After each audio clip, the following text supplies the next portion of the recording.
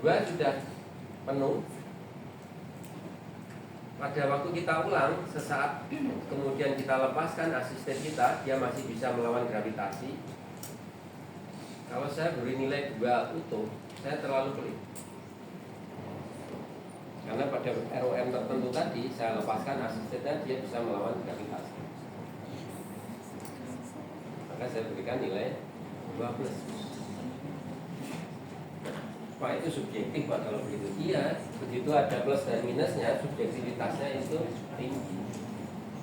Saya mengukur, mungkin saya beri nilai tadi 12. Mungkin Anda mengukur, Anda kasih nilai 2 atau 2 min. Tapi kalau tidak ada plus dan minusnya, nggak ada kita berdebat. Ini nilainya 2. Ya, angka di antara 1 dan jadi seperti itu ya. Terus kemungkinan yang ketiga.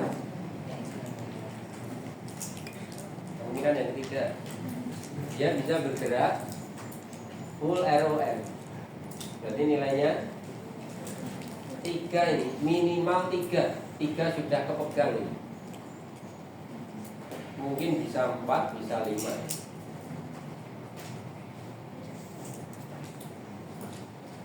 Minimal 3 sudah kepegang. Maka apa yang kemudian kita lanjutkan, kalau dia sudah bisa bergerak full ROM melawan gravitasi, minimal 3 sudah dapat, kita lakukan apa yang disebut dengan quick test.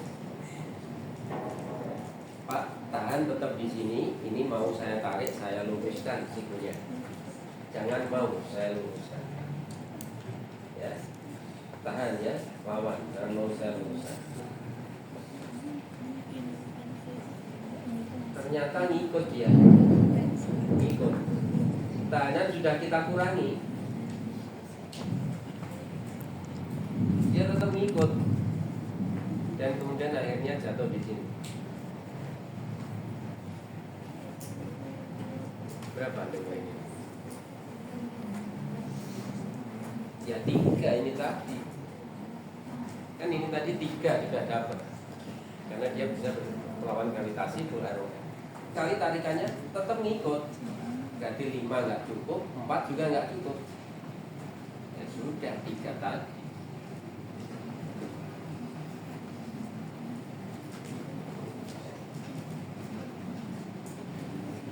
Itu kalau quick test.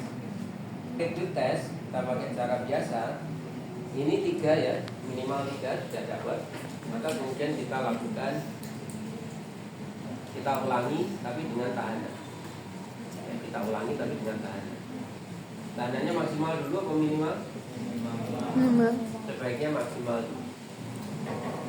Karena kalau Anda minimal, ini bisa, maka kemudian Anda teruskan dengan tahanan maksimal. Anda melakukan 2 kali. Tapi kalau tahanan maksimal, dia bisa ya 5. Kalau dia nggak bisa, tahanan langsung kita kurangi. Oh, melawan tahanan minimal, tahanan maksimal dia tadi nggak bisa. Jadi seperti itu. Apa definisi tahanan maksimal? Apakah tahanan yang kita berikan dengan kuat seperti ini? Bahkan ini teman Anda yang badannya besar seperti ini, saya beri tahanan dengan 1 jari aja. Coba Mas, coba situ. Dia udah nggak kuat. Udah nggak kuat. Apakah itu ya disebut tahanan maksimal? Tidak. Tahanan maksimal adalah tahanan terberat yang masih bisa dilawan oleh pasien dan bergerak full ROM pada keadaan normal ya. Tahanan maksimal yang masih bisa dilawan oleh pasien dan pasien bisa bergerak maksimal. Misalnya Anda beri tahanan paling kuat yang nggak bisa bergerak, ayo kok Mas, ayo lebih kuat. Oh nggak bisa begini, Anda kurangi terus kuat. Oh tahanan maksimal itu seperti ini untuk pasien ini. Seperti itu. Sehingga kalau Anda memberikan tahanan maksimal, contohnya tahanan maksimal untuk pasien ini seberapa? berapa sih rasanya.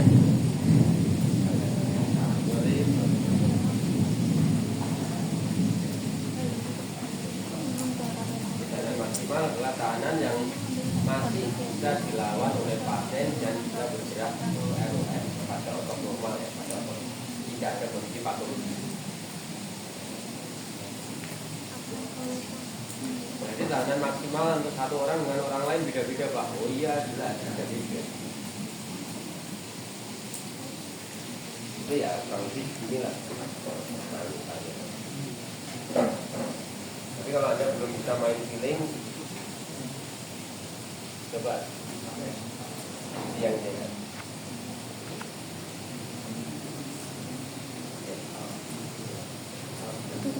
Oke, jadi seperti itu ya cara melakukan MMT-nya.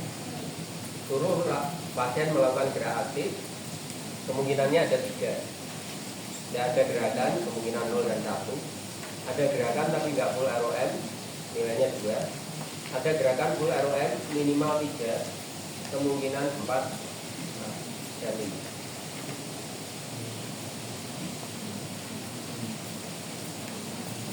Nah, nilai plus dan minus itu sebaiknya nggak ada.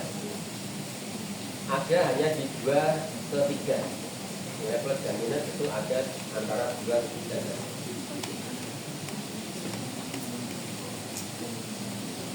Tapi kalau Anda mau membuat sendiri ya silakan. Semakin detail nilainya ya akan semakin sensitif. Untuk peningkatan kemampuan. Ya. Kalau nggak ada plus dan minusnya, pasiennya ini berada di nilai 2, itu mungkin sampai 9. Nilainya kok masih 2 terus. Pakai ini. Mungkin setelah 1 minggu dari 1 plus naik ke 2, kemudian naik ke 2, kemudian naik ke 12. Telepon flexor hipnya. Flexor hipnya berapa sih nilainya? Maka Anda lakukan tes gerak aktif terlebih dahulu. Begitu Anda suruh ngangkat kakinya begini nggak kuat, mungkin saja karena berat ekstremitas ini.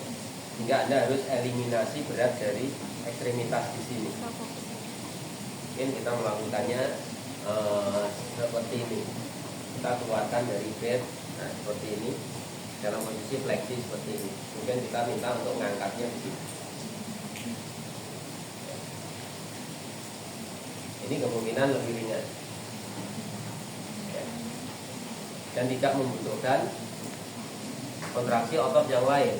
Kalau ini seperti ini disuruh ngangkat begini, ini quadricepsnya juga harus lebih dari 3 untuk bisa ngangkat ini. Ya, kalau quadricepsnya lemah ya ini kemudian jatuh begini. Jadi tidak murni kerja dari flexor hip saja, butuh kerja dari quadriceps dan seterusnya.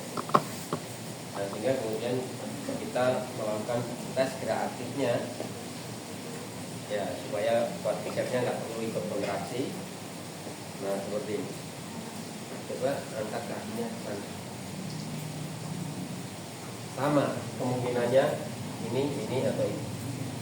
Nggak ada gerakan, maka kita palpasi. Ini psoasnya. Ada gerakan sedikit, kemungkinan 2. Ada gerakan yang besar, nah seperti ini, maka kemudian minimal 3. Minimal 3. Nah, Anda juga harus melakukan tes pendahuluan. Tes pendahuluannya adalah tes gerak pasif. Tes gerak pasif itu untuk menilai ROM-nya. Jadi ini tadi flexor siku. Sebelum pasien melakukan gerakan ini, kita cek dulu ROM-nya itu seberapa dengan tes gerak pasif. Oh, ternyata full ROM-nya itu di sini. Full ROM-nya di sini. Misalnya kemudian sendi sikunya itu ada masalah, full ROM-nya misalnya di sini. Ini sudah nggak bisa ke sana lagi. maka nanti yang disebut dengan full ROM ini semua itu adalah sampai di sini, bukan sampai di sana. Jadi Anda harus tahu dulu full ROM-nya itu seberapa. Full ROM-nya bukan full ROM fisiologis, Pak, bukan. Misalnya pasien ini ada deformitas pada sendi sikunya, dia normalnya pun sebelum kena stroke itu ya segini, maka ini yang disebut full ROM. Ekstensor lutut harusnya juga sama, Pak. Aduh. Ya, sama. Dia belum bisa duduk itu, Pak. Biasanya kan posisinya duduk, ya sampai tiduran. Terus gimana? Kita lakukan seperti ini. Coba Pak luruskan sih lututnya. Kita lakukan pengetesan dulu pasif ya. Oh, ROM-nya bisa segini. Berarti nanti patokannya segitu ya. Coba. Terus. Nah, misalnya mentok di sini. Kalau Anda mau cepat ya ini 2. Gitu. Karena 1 lebih 3 nggak cukup. Tapi kalau dia bisa full ROM, full ROM minimal 3 ini, minimal 3. Maka kemudian Anda lakukan break test ya, break test. Tahan di sini Pak ya, ini mau saya bengkokkan ke bawah lututnya, saya dorong. Tahan. Nah, 5 nggak cukup ini. Tahan Pak, tahan.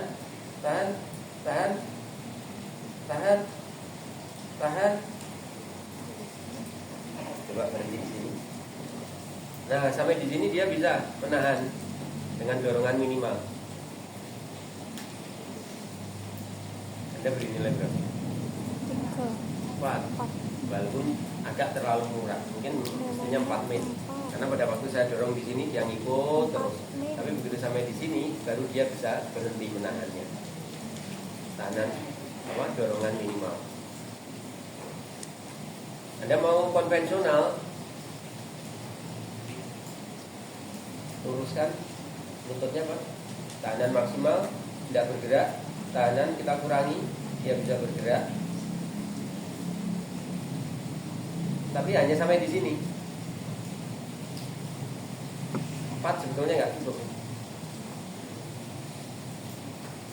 3 lebih, karena tadi dia bisa full ROM 3. Tapi begitu kita kasih tahanan maksimal, nggak bisa. Tahanan minimal, di sini baru berhenti. Nggak bisa full ROM. 4 sebetulnya nggak cukup. Kalau ada plus dan minus, mungkin kita akan beri nilai 4 min. ROM reaktif. Ada gerakan, tidak ada gerakan, full ROM.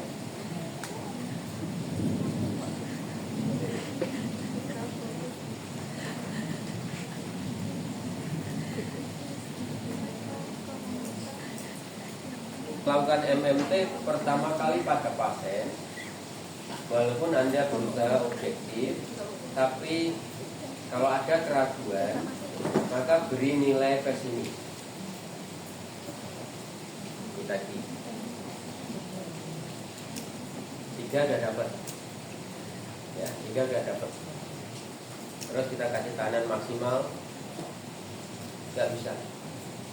Tahanan minimal bisa dia melawan, ya. Tapi baru segini sudah nggak kuat lagi. Tahanan kita kurangi, kita lepaskan, baru dia kemudian bisa full ROM lagi. Ya. Anda mungkin memberi nilai 4 min. Kok lebih memilih 3 plus saja Pak? 4 min. Kenapa? Karena pesimis itu tadi, ruang untuk terjadi peningkatan. Setelah saya latih nanti ada ruang untuk meningkat. Keempat nih, maka kemungkinan ruang untuk meningkatnya itu tinggal sedikit, ya. Hanya jadi 4 plus. Tapi kalau saya jadi 3 plus, nanti ruangan untuk meningkat lebih longgar. Meningkat jadi 4 min, jadi 4 plus. Ya.